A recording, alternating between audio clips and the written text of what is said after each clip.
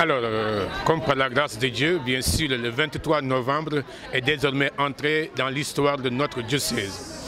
En effet, l'ordination du 5e évêque du diocèse de Ziguinchor a eu lieu l'année dernière, le 23 novembre 2024.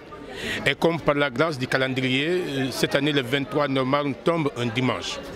Le 5e évêque de Ziguinchor ordonné, en la personne de Monseigneur Jean-Baptiste Walter Manga, on ne peut pas ne pas nous arrêter, d'abord pour dire merci au Seigneur.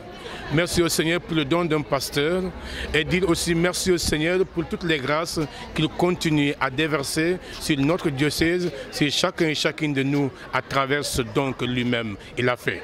C'est pourquoi, avec la pastorale d'ensemble et l'ensemble des acteurs de la pastorale dans le diocèse de Ziguinchor, nous avons trouvé nécessaire et même opportun de nous arrêter et de revenir ici à la cathédrale Saint-Antoine de Padoue pour cette action de grâce. Et la journée sera organisée comme suit, de manière très simple et de manière belle. Nous allons commencer par une messe solennelle à 9h30 qui sera présidée par l'évêque lui-même. Après cette messe, nous aurons un temps de 11h à 13h, nous aurons un temps de partage entre l'évêque et les laïcs. Parce que notre évêque a fait le choix d'un épiscopat de proximité. Il veut discuter beaucoup de questions avec ses fidèles chrétiens, ses diocésains. Donc ce sera l'occasion pour lui d'ouvrir certaines questions qu'il va proposer à l'Assemblée et il y aura un échange entre lui et les diocésains sous le préau de la cathédrale Saint-Antoine de Padoue. Après ce temps d'échange avec l'évêque, bien sûr, nous resterons ici pour faire un moment de fraternité et de communion autour de lui, de communion fraternelle entre nous. Parce que nous sommes une famille diocésaine, donc des moments comme cela, c'est des moments également où nous profitons pour montrer que nous appartenons à une même famille. Et ils ont eu cette chance d'avoir un échange libre et ouvert avec lui sur toutes les questions qui leur viennent en tête.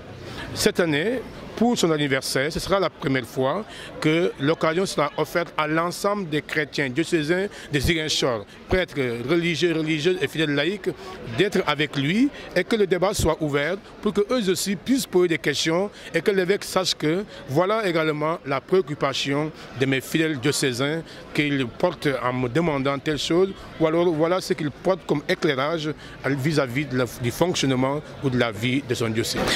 Cela est très important. Je pense que c'est Dieu qui dessine l'histoire des hommes et des institutions. Lorsqu'une date est comme celle-là, c'est qu'il y a derrière la volonté même de Dieu de marquer l'histoire avec son peuple. Un évêque est un don de Dieu. Une date d'ordination est un don de Dieu. Venir prendre part à cela, c'est communier profondément avec son évêque. Tous les jours à la messe, les prêtres nomment en communion avec le pape, en communion avec l'évêque. Si l'Église le fait, ce n'est pas pour faire du hasard ou du cinéma. C'est parce que c'est profond. Dieu passe par ses serviteurs, ceux à qui il a confié la charge, il passe par eux pour donner des grâces. Il ne passe pas par eux seulement, mais il passe par eux et c'est pourquoi l'Église nous invite toujours à être en communion avec eux. Une des formes de communion avec notre évêque, de manière concrète, c'est bien sûr de prendre part à cette journée à laquelle lui-même il va dire la messe et à laquelle il est là comme personne, comme frère de tous et comme évêque de tous pour que nous soyons avec lui dans la joie et dans la fraternité. Ici, le repas ne sera pas gratuit. Effectivement, c'est important parce que le mouvement d'action catholique et le groupe d'apostolat ont besoin souvent de certains moyens pour leur pastoral. Alors ce sera l'occasion pour ces mouvements de proposer certains plats qui seront achetés par ceux qui seront là et ça leur permettra d'avoir les moyens. Notre évêque nous a rappelé qu'il faut que nous arrivions à une église synodale, mais à une église de l'autoprise en charge. Autrement dit, nous devons nous organiser pour que les groupes d'apostolat, les diocèses, les paroisses puissent avoir les moyens pour leur pastoral. C'est ainsi que les mouvements d'action catholique et d'autres groupes comme les chorales qui se préparent à avoir un grand événement pourront proposer des plats et vendront certaines boissons et les revenus seront pour eux afin qu'ils puissent mener leur pastoral dans le diocèse.